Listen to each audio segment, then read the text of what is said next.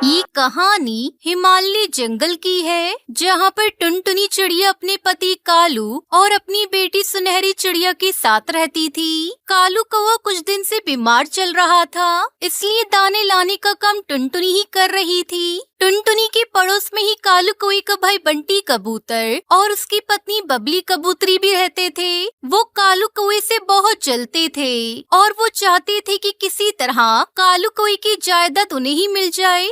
बंटी जी, देख रहे हो कालू कौवा बीमार पड़ा हुआ है, पर ये टुनटुनी और अपने बच्चे के लिए दाना इकट्ठा कर रही है।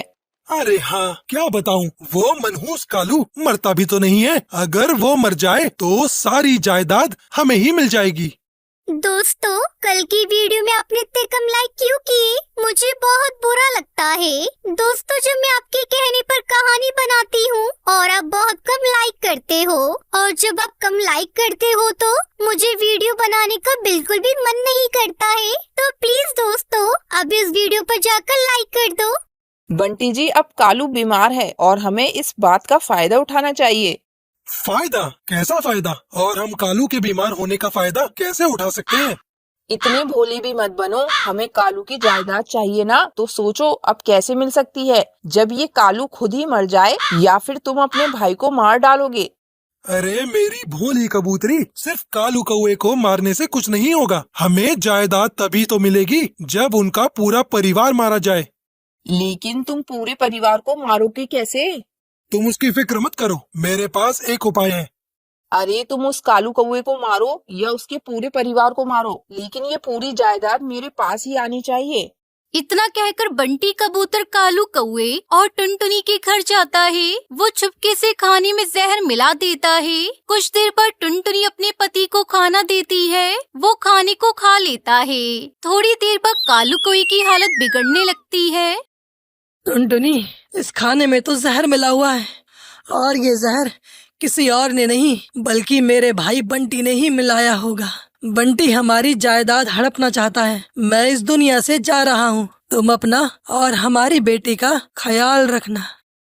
इतना बोलते ही कालू कौवे की मौत हो जाती है। अपने पति की मौत होने पर बेचारी टुनटुनी बहुत दुखी होती है। तभी बंटी कबूतर देखता है कि कालू कौवे की मौत हो चुकी है। अरे बस कालू कौवे ने ही खाना खाया, लेकिन टुनटुनी और उसकी बेटी ने तो खाना ही नहीं खाया। अब इनको मारे बिना हमें जायदाद नहीं मिलेगी। अब टुनटुनी और उसकी बेटी को कैसे मारा जाए, मुझे तो समझ ही नहीं आ रहा। मेरे पास एक उपाय है, हम टुनटुनी को उसके पति को मारने के इल्जाम में फंसवा देते हैं। हाँ, ये सही है, मैं अभी राजा के पास जा रहा हूँ। इतना बोलकर बंटी कबूतर जंगल के राजा हरिया काका के पास जाता है। राजा जी, उस टुनटुनी ने मेरे भाई कालू कौवे को खाने में जहर दे दिया और उस खाने को खाने से मेरे भाई की मौत हो गई। अब आप ही इंसाफ कीजिए। मैं ये बात टुनटुनी से पूछूंगा कि उसने ऐसा क्यों किया। गोलू चिड़ा, जाओ टुनटुनी को लेकर आओ और वो खाना भी लेकर आना जिसको खाने से कालू कौवे की मौत हुई। इतना सुनकर गोलू चिड़ा टुनटुनी के साथ जहरीला खाना लेकर राजा के पास आता है। बताओ, तुमने अपने पति को जहर देकर क्यों मारा? तुमने खाने में जहर क्यों मिलाया? नहीं राजा जी, मैंने ऐसा नहीं किया। मैंने खाने में जहर नहीं मिलाया। मैं भला अपने पति को क्यों मारूंगी? महाराज, क्योंकि काफी समय से कालू कौवा बीमार चल रहा था, इसलिए उसकी बीमारी इस पर बोझ बन गई थी। इस टुनटुनी ने उसे खाने में जहर देकर मार डाला। नहीं, मैंने ऐसा कुछ नहीं किया। मेरा यकीन करो महाराज। ऐसे तो मैं किसी पर भी यकीन नहीं कर सकता। तुम्हें साबित करना होगा कि तुमने उसे खाने में जहर नहीं दिया। जो खाना तुमने कालू कौवे को दिया था, वही खाना तुम्हें सबके सामने खाकर दिखाना होगा। लेकिन महाराज।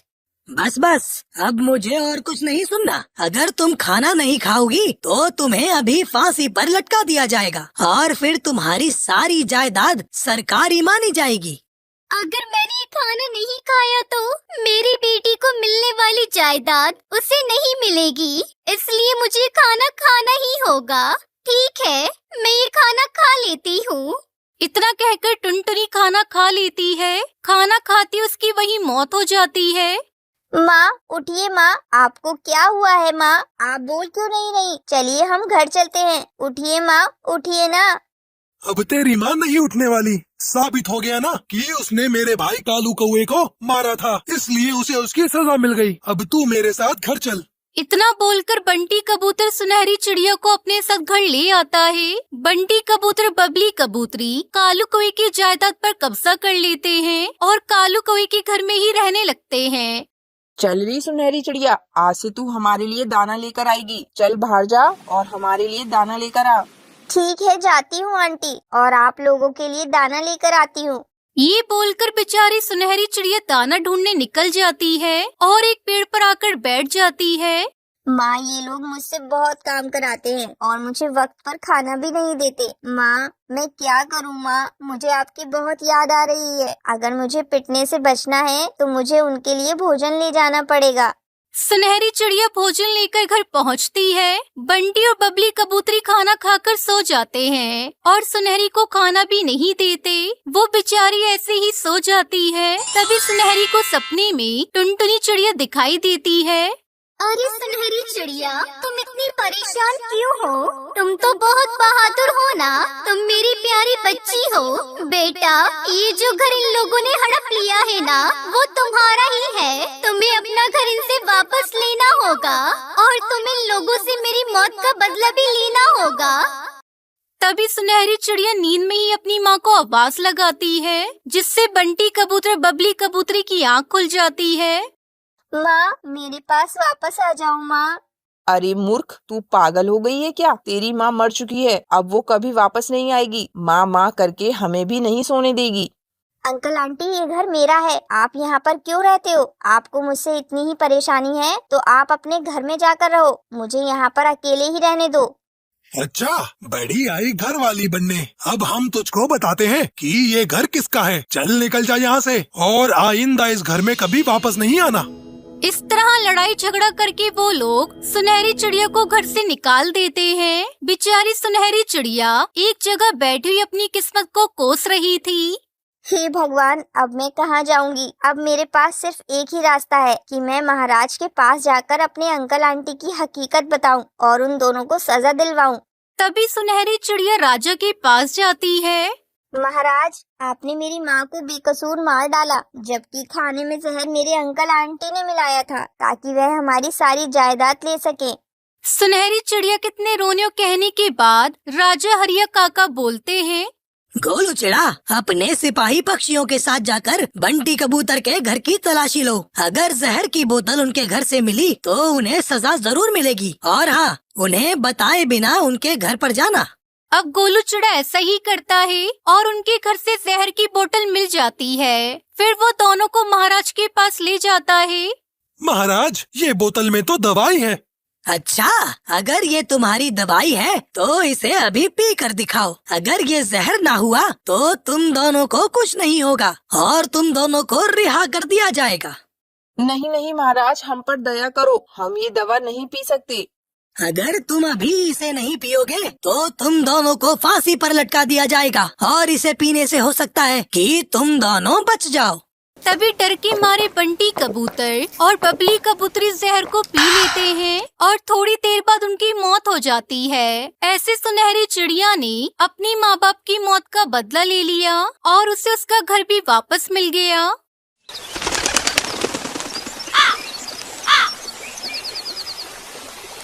बबली कबूतरी की दो बहुएं थी, बड़ी अमीर तो छोटी गरीब। बड़ी बहू को अपनी अमीरी पर बहुत घमंड था, इसलिए बबली ने दूसरी बहू किसी गरीब घर से लाने की सोची। अरे टुनटुनी बेटिया, जरा एक गिलास पानी तो लाना। जी माँ जी, अभी लाई। छोटी बहू किचन से पानी के साथ मिठाई भी ले आती है। अरे ये मीठा क्यों बहू, मुझे तो सिर्फ पानी पीना था। माँ जी, हम लोगों के घर के संस्कार हैं, पानी किसी को खाली नहीं दिया जाता है। अरे जीती रहे बेटी, मुझे तो ऐसी ही बहू चाहिए थी। वहीं बड़ी बहू पिंकी के अलग ही शौक थे।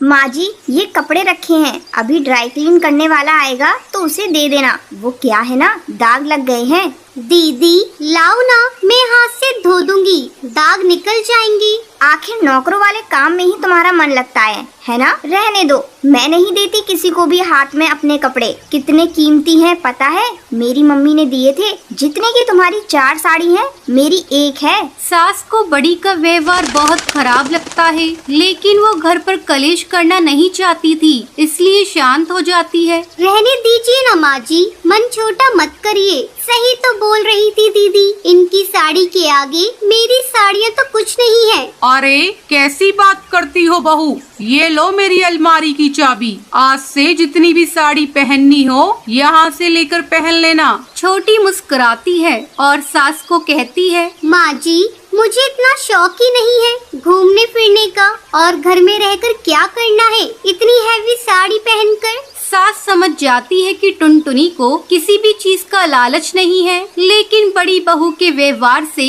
वो भी दुखी रहती है। खाने की टेबल पर ये क्या है? रोज रोज भिखारियों वाला खाना कौन बनाता है? थोड़ा तो डाइट का ख्याल रखा करो। अरे वो सबके लिए खाना बनाती है, किसी को कुछ और खाना हो तो किचन में ताला नहीं है, बना सकता है।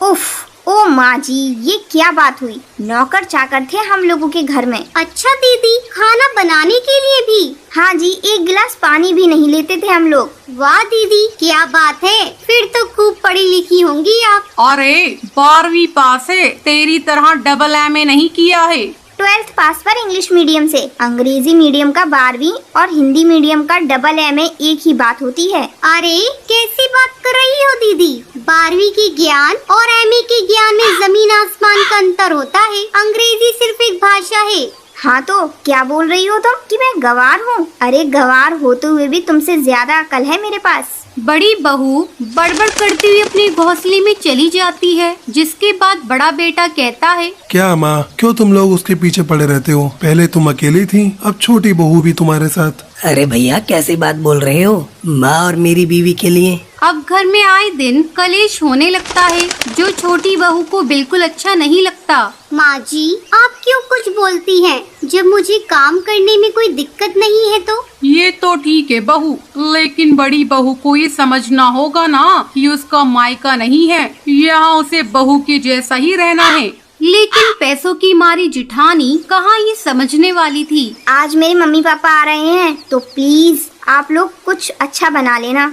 जी दीदी, क्या पसंद करते हैं वो लोग खाने में? अरे बेटा वो लोग तो बड़े लोग हैं, घर का खाना कहाँ खाते होंगे। बड़ी बहू एक काम कर, मैं तुम्हें 5 स्टार होटल का नंबर भेज रही हूँ, खाना मंगवा लेना, और हाँ थोड़ा ज्यादा ही मंगवाना। वो क्या है ना, हम लोग भी देखें पैसे वाले लोग कैसा खाना खाते हैं। क्यों नहीं क्यों नहीं। हाँ दीदी, एक बार मैं देख लूंगी तो आगे से मैं भी बना दिया करूँगी। अभी तो आप ऑर्डर कर ही दें। बड़ी बिचारी 10,000 रुपए का खाना ऑर्डर करती है, और जब माँ बाप आते हैं तो अरे मेरी बेटी कैसी है? नमस्ते, आप सभी को नमस्ते। आंटी जी मैं पानी लेकर आती हूँ, घड़े का ठंडा ठंडा। अरे नहीं नहीं रहने दो, मेरे घर में घड़े वड़े का पानी नहीं चलता। अरे नहीं नहीं, हमने बाहर का पानी पीना छोड़ दिया है। ले आओ बेटा, और हाँ जरा अदरक कूट कर चाय बनाकर भी ले आना। बेटा वो सरसों के तेल में आलू के पकोड़े भी तल लेना,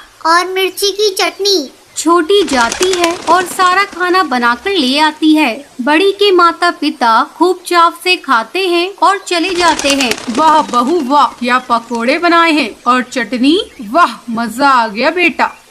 और ये 10,000 का खाना आया है, वो कौन खाएगा? हे भगवान, मेरे पैसे फालतू में चले गए।